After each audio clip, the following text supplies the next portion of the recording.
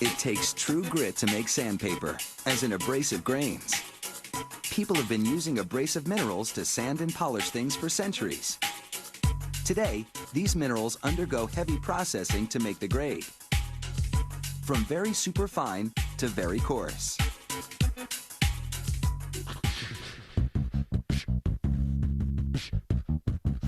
Whether you're working on metal or wood, the right grade of abrasive grit is essential for finishing the job.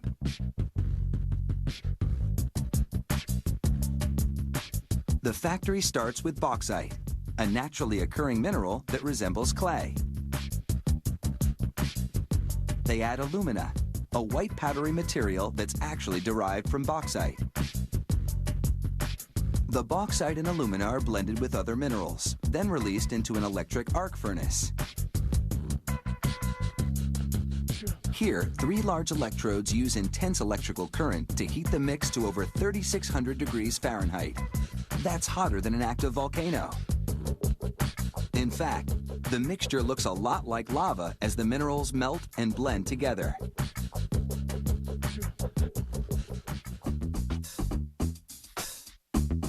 Standing well back and using a long ladle, a technician takes a sample for chemical analysis. If the mix is right, the molten minerals are emptied into a big steel pot.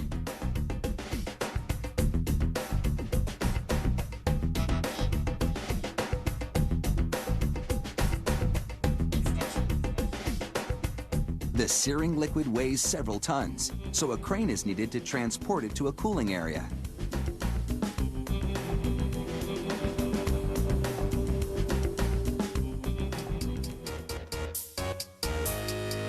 "24 hours later, with the material hardened, it's time to bring in the wrecking ball. It cracks open the hardened concoction, which is still quite hot at the core.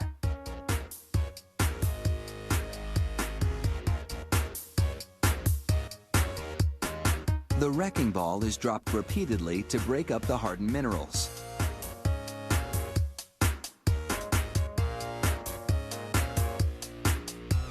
Next, the lumps of abrasive material are transferred to a conveyor system.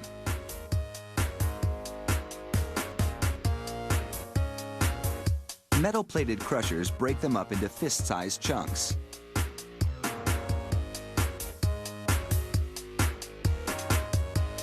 A magnet picks up any excess iron. And then it's into the roll crusher, where iron cylinders grind the chunks to bits.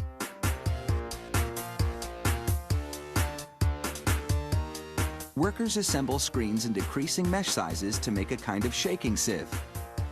It sifts the mineral particles through the screen with largest mesh first, then continues to sort the grits in progressively smaller sizes. For some perspective, we placed a quarter against the various mesh sizes. As you can see, only the finest particles could pass through the tightest weave.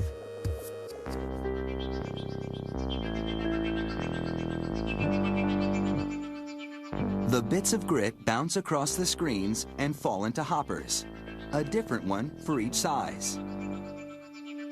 The coarsest grains will be used for rough sanding jobs. The smaller the grain, the finer the finish. The finest grits are virtually microscopic.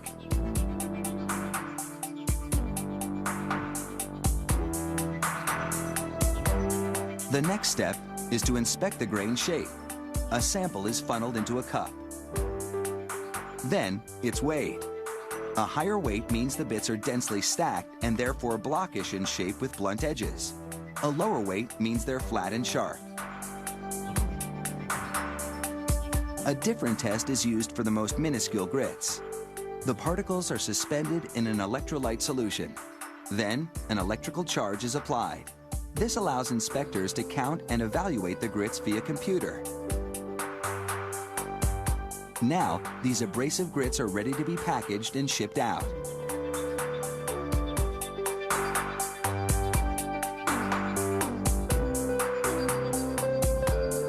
Coming up, we'll go to the sandpaper factory, where the abrasive grits meet their ultimate destiny. We'll have the nitty-gritty on that process next.